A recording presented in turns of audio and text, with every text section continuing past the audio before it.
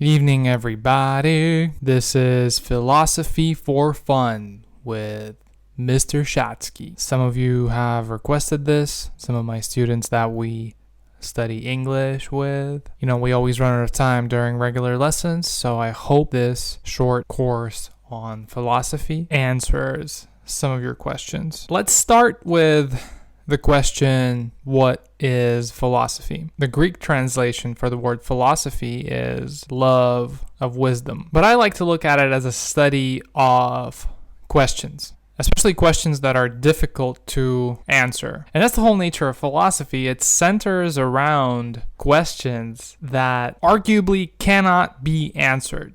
It's a science that revolves around unanswerable questions that are beyond human capabilities, human reasoning capabilities. And it's not about reaching the answer. It's not about reaching a conclusion. It's about how we reason throughout the process. So really, philosophy is a study of reasoning.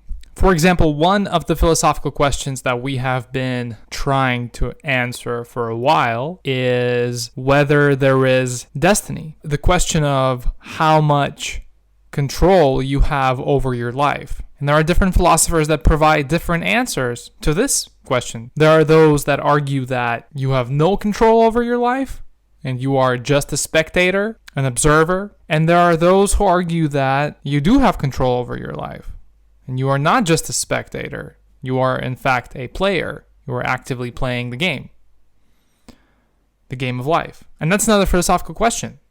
Can life be compared to a game? But if you allow me to make this analogy, the question of whether everything is predetermined or whether there is free will, for me, evolves around the concept of gaming. That's how I understand. Who are you? Are you a player or are you a spectator? Since we're living in an age of game streaming, and since this is becoming a very popular medium, I guess it's an analogy that we can use. So there are hardcore determinists that are alive right now that are selling books, about determinism successfully. For example, there is Sam Harris, who's a hardcore determinist. He recently wrote a book, recently in 2012, which is recent for the sake of our purpose. But he argues in his book Free Will that free will is an illusion, that you don't really control your life, that everything is predetermined.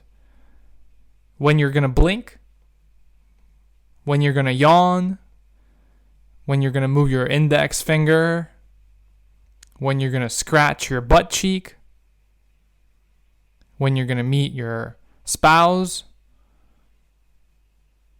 when you're going to hit you, when you're going to bump your head on that kitchen shelf.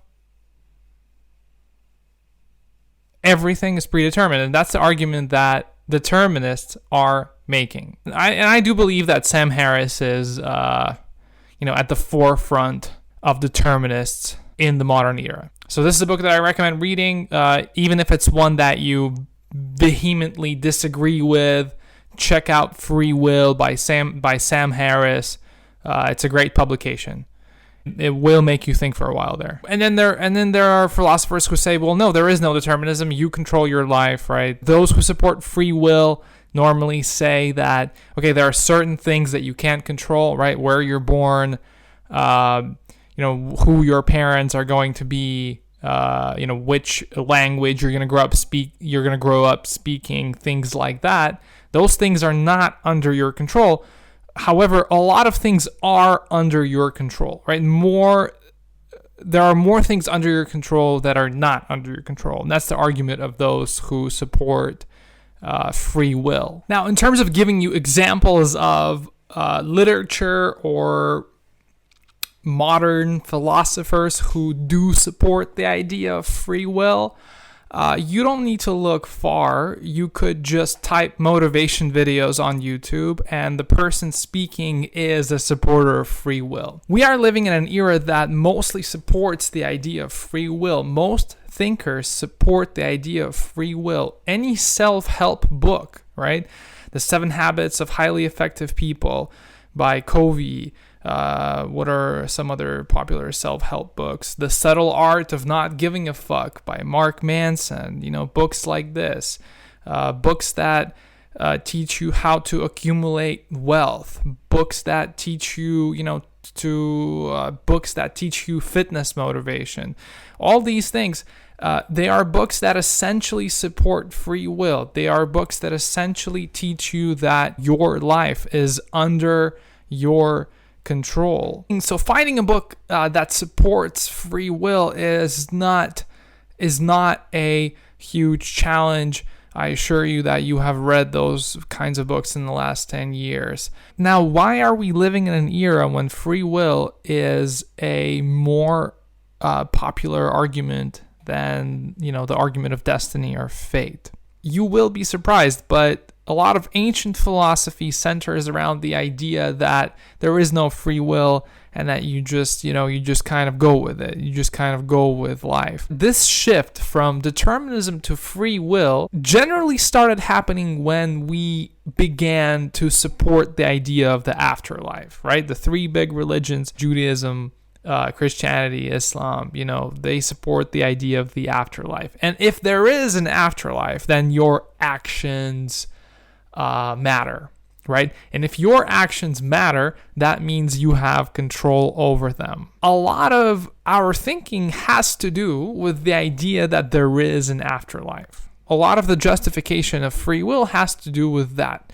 If you are morally responsible for your actions, then the final judgment makes sense. If you have no control over your actions, then the final judgment makes no sense, right? Why judge you at the end of your life if you have no control over your life? So go ahead and think about it. Which side are you, which side do you support more? Do you support determinists and the idea that everything is predetermined and that you can't really control anything? Or do you support those who support free will and do you lean more towards the notion that things are in fact under your control and your life is in fact under your control?